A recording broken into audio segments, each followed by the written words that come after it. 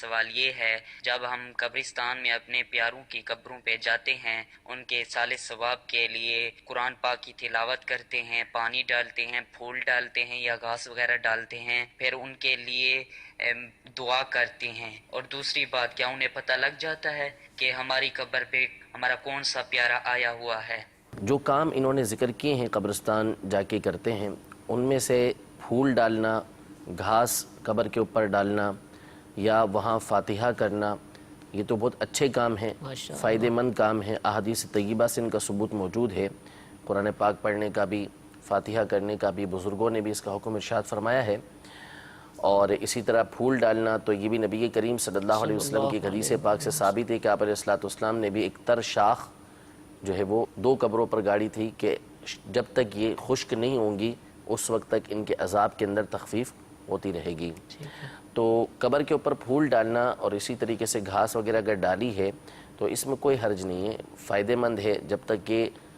تر رہیں گی اس وقت تک انشاءاللہ تبارک و تعالی مردے کو اس سے فائدہ حاصل ہوتا رہے گا۔ صحیح۔ البتہ پانی ڈالنا قبر پر، جو ہمارے یہاں عام طور پہ اس کا رواج ہے کہ جب بھی اپنے کسی عزیز کی قبر پہ جاتے ہیں تو بچے وہاں پر گھوم رہے ہوتے ہیں اور وہ بالٹیاں پانی کے لے آتے ہیں، یا ویسے ہی کوئی پانی بھر کے قبر پر جی قبر پر پانی ڈالتا ہے، تو اس کی اجازت نہیں ہے۔ اچھا، پانی نہیں ڈال سکتے، صرف اس وقت ڈال سکتے ہیں جبکہ آپ پہلی دفعہ قبر جب بنی، جب دفنایا گیا مردے کو، اس وقت قبر بناتے ہوئے مٹی کو سمیٹنے کے لیے یا اس کو تر کرنے کے لیے قبر کو، اس وقت جو پانی ڈالا جاتا ہے وہ ٹھیک ہے، وہ پانی ڈال دیا، اس کے بعد پانی ڈالنے کی اجازت نہیں ہے، سوائے اس صورت میں کہ مٹی بکھر گئی تو اس کو سمیٹنے کے لیے اگر کسی نے اس پہ پانی ڈال دیا تو ٹھیک ہے، جم جائے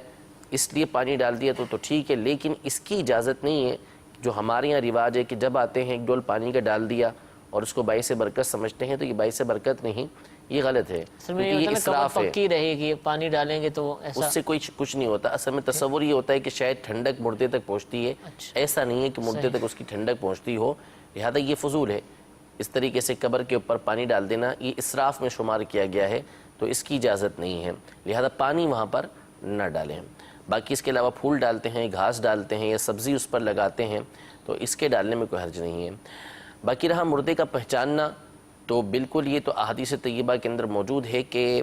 جب کوئی عزیز کی قبر پر جاتا ہے تو مردہ اس کو پہچانتا بھی ہے اور اس سے انسیت حاصل کرتا ہے، مانوس ہوتا ہے اس سے، تو قبروں پر جب جاتے ہیں تو مردے پہچانتے ہیں۔ اسی لیے حدیث پاک میں یہ بھی ارشاد فرمایا کہ تم ایسی قبر کے پاس سے گزرو کہ جس کو تم جانتے ہو تو اس کو بھی سلام کرو، جس کو تم نہیں جانتے اس کو بھی سلام کرو۔ تو بہرحال قبروں پر جانے میں مردے جو ہوتے ہیں وہ اپنے عزیز و اقربا کو پہچانتے ہیں اور ان کی آمد سے خوش بھی ہوتے ہیں۔ اس کی مفصل معلومات، تفصیلی معلومات اگر چاہتے ہیں تو علامہ جلال الدین سیوطی شافعی رحمۃ اللہ تعالی علیہ کی کتاب ہے شرح الصدور کے نام سے، اور اسی طرح امیر علیہ سنت کا ایک مختصر رسالہ ہے قبر والوں کی 25 حکایتیں، ان دونوں کا مطالعہ فرما لیں، اس میں اس طرح کے واقعات موجود ہیں کہ قبر والے کس طریقے سے مردوں کو پہچانتے ہیں۔